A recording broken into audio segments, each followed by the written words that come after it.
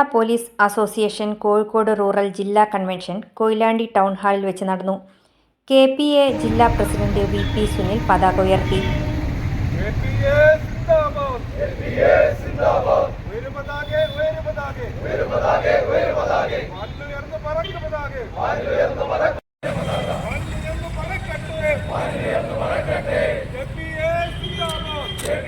Balussery MLA KM Sachin Dev കൺവെൻഷന്റെ ഉദ്ഘാടനം നിർവഹിച്ചു.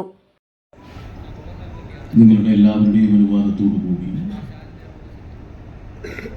Kerala police association Kozhikode rural ജില്ലാ കൺവെൻഷൻ ഔപചാരികമായി ഉദ്ഘാടനം ചെയ്തതായി ഞാൻ പ്രഖ്യാപിക്കുകയാണ്.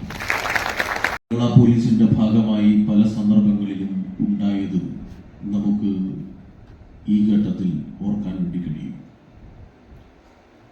വിവിധ കുറ്റകൃത്യങ്ങളുമായി ബന്ധപ്പെട്ട അന്വേഷണങ്ങൾ, സമൂഹത്തിൽ നിന്നും തുടച്ചു മാറ്റേണ്ടതായ വിപത്തുകൾ, ഈ പ്രശ്നങ്ങളിലെല്ലാം പോലീസ് കാണിക്കുന്ന അതീവ ജാഗ്രത നമ്മുടേതുപോലുള്ളൊരു നാടിൻ്റെ എല്ലാ വിധത്തിലുമുള്ള നന്മകളെയും ഗുണങ്ങളെയും സംരക്ഷിക്കാൻ കാരണമായി മാറുന്നു എന്നുള്ളതാണ് പൊതുവെ അനുഭവങ്ങളിലൂടെ നമുക്ക് ബോധ്യപ്പെട്ടിട്ടുള്ളത്. ഇന്ത്യയിലെ തന്നെ പോലീസ് സേനകളുമായി താരതമ്യപ്പെടുത്തുമ്പോൾ